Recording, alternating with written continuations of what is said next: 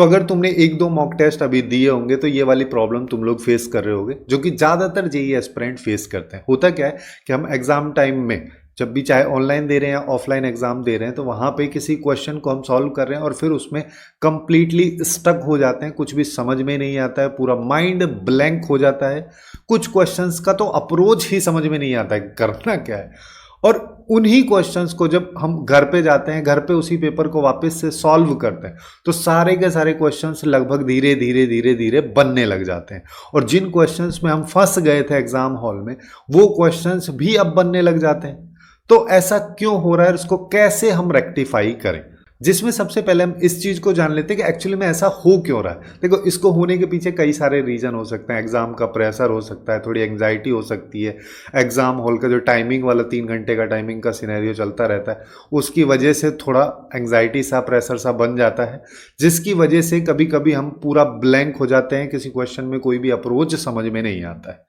उसके अलावा कुछ स्टूडेंट्स ऐसी भी सिचुएशन खुद के लिए क्रिएट कर देते हैं कि जब वो क्वेश्चन अटेम्प्ट कर रहे हैं तो कुछ पोर्शन तक 2-3 मिनट तक किए, फिर उसके बाद वो उस अप्रोच को बदल के दूसरी अप्रोच लगाने लग गए, फिर तीसरी अप्रोच लगाने लग गए, फिर चौथी अप्रोच लगाने लग गए। इस तरीके से क्वेश्चन को सॉल्व करते हुए चले जाते हैं। फिर उससे ना तो आंसर आता है ना कुछ आता है।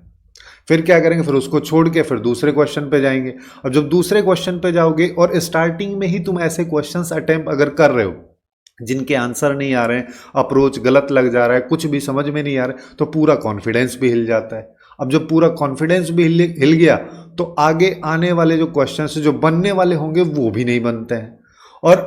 फिर उन क्वेश्चंस को जब फ्री माइंड से तुम घर पे सॉल्व करते हो तो सारे के सारे क्वेश्चंस बनने लग जाते हैं। अब इसको हम कैसे रेक्टिफाई करें, क्या हमारा मेथड होना चाहिए जिससे कि आगे आने वाले मॉक टेस्ट में हम अच्छा स्कोर कर पाएं, क्वेश्चंस को अटेम्प्ट कर पाएं, इस तरीके से कंप्लीटली ब्लैंक फील ना हो। जिसके लिए हम यहाँ पे क्या कर सकते हैं, 3 स्टेप का एक प्रोसेस फॉलो कर सकते हैं, जिसमें सबसे पहला स्टेप है कि अपने को क्वेश्चन रीड करना है। अच्छा, यहाँ पे इन स्टेप्स को फॉलो करने से पहले आपको पेपर को 2 राउंड में अटेम्प्ट करना रहेगा, जिसमें पहले राउंड में एकदम आसान आसान क्वेश्चंस जो बिल्कुल तुरंत क्वेश्चन पढ़ा समझ में आ गया, 100% इसका पूरे क्वेश्चन का अप्रोच क्या है वो माइंड में क्लिक हो गया, तो अपने को क्वेश्चन अटेम्प्ट करते हुए चलना है। ऐसे क्वेश्चंस को पहले राउंड में अटेम्प्ट करना है। दूसरे राउंड में जब हम बात करें थोड़े से कॉम्प्लिकेटेड क्वेश्चंस जिनको समझने में भी थोड़ा टाइम लगता है, तो वहां पे हम क्या करेंगे कि हमको 3 स्टेप का प्रोसेस फॉलो करना है, जैसे कि मैं अभी बता रहा था, जिसमें पहला स्टेप हमारा है कि हमको 20 से 30 सेकंड या फिर कोई क्वेश्चन लेंदी है उसमें डायग्राम वगैरह भी दे रखा है जैसे जनरली फिजिक्स वगैरह में होता है, तो वहां पे हम मैक्स टू मैक्स 1 मिनट तक क्वेश्चन को समझेंगे। ठीक है, क्वेश्चन को अच्छे से केयरफुली रीड करना है, समझना है, जिसका मतलब ये है कि उस क्वेश्चन को समझते समझते हमारे पास में जब तक क्वेश्चन खत्म होगा तो माइंड में एटलीस्ट 60-70% अप्रोच क्लिक हो जाना चाहिए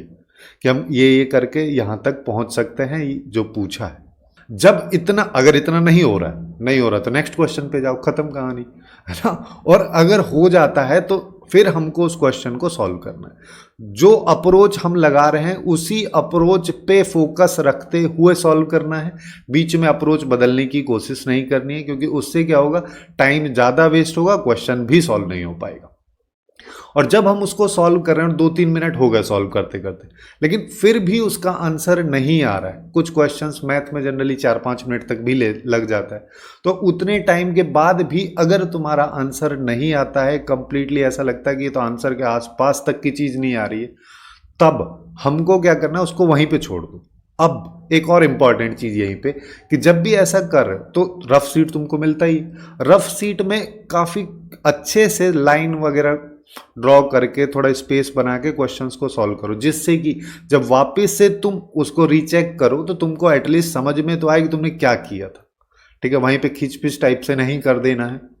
अब जब हम इसको सॉल्व कर रहे हैं, ठीक है, छोड़ दिए क्वेश्चन को, 3-4 मिनट हो गया, नहीं समझ में आ रहा है कुछ भी, तो आगे चलेंगे। जब हम आगे चलेंगे तो अगले वाले क्वेश्चंस पे फोकस करेंगे, बार बार उसी क्वेश्चन पे नहीं आ जाना है। ठीक है, पूरे पेपर को करते रहो, फिर उसके बाद में उन क्वेश्चंस पे आओ। ऐसे 2-4-5 क्वेश्चन मिलेंगे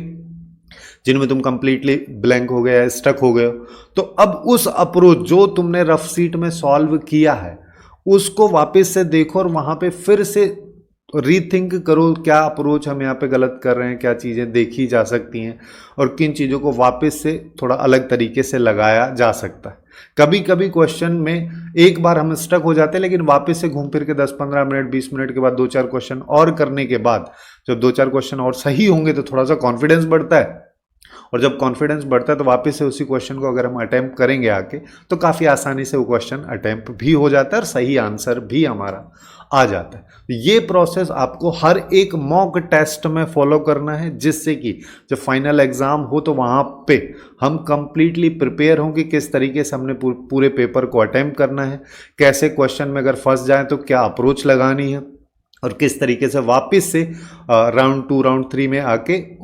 जिस क्वेश्चन में हम स्टक हो गए थे उसको वापस से रीथिंक करके सॉल्व करने का कोशिश करना है। और अगर फिर भी सॉल्व नहीं होगा तो छोड़ देना है, कोई और आसान सा क्वेश्चन ढूंढ लेना केमिस्ट्री वगैरह में, क्योंकि हर एक क्वेश्चन 4 नंबर का है। अब चाहे तुम एक क्वेश्चन को 15 मिनट में करो, चाहे एक क्वेश्चन को 2 मिनट में करो, मिलने तो 4 ही नंबर। तो इस चीज का खास करके ध्यान रखना है। सो आज के लिए बस इतना ही। Hopeful you guys find it useful, and if you find it useful then please do like, share and subscribe.